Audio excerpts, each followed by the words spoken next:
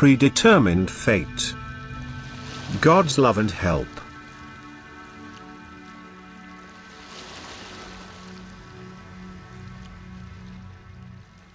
I come close to the sick and weak in order to heal and strengthen them. I come to the saddened and oppressed in order to comfort and assure them of my support. I take the victims of persecution into my arms so that they may find a home again with me, and I lift up the fallen to help them find a foothold again and become happy. I come to all who merely call upon me with a thought, who believe in a God and Father, who don't reject me when I want to help them. And they can all consider themselves fortunate that my ear hears their call, that my eye sees their tribulation, and that my heart belongs to them because they are my children, because they believe. Yet I also approach all unbelievers. I try to make myself known to them as a helper in order to stimulate them into appealing for my help or into gratefully accepting it. Indeed, I often approach the unbelievers in the form of adversity and grief so that they shall remember me, whom they certainly know of yet don't want to know. For no human being is entirely without knowledge about the Creator and Provider of all things.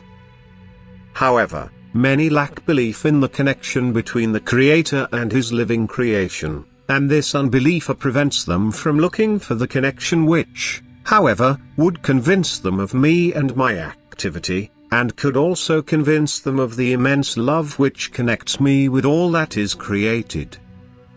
This faith makes the human being very happy and also lets him find the path to me as soon as he is in trouble.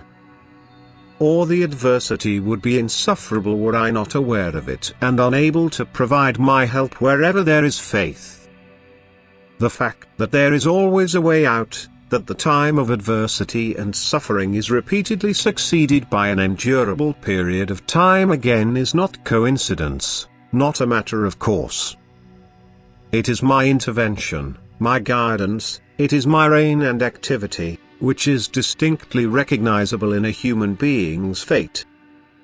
And every person's course of fate should lead to faith in me. Yet anyone who does not acknowledge me also rejects a predetermined fate. He tries to explain everything as being due to his own strength or lack of strength without realizing where he receives the strength from and why he can also be weak.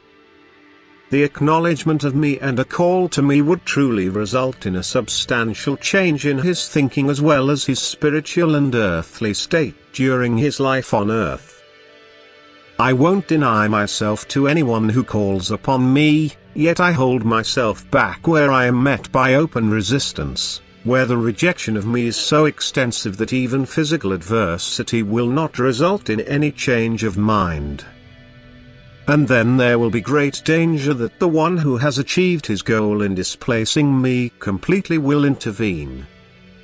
And he will provide amply in earthly life in exchange for everything that could lead to life in eternity.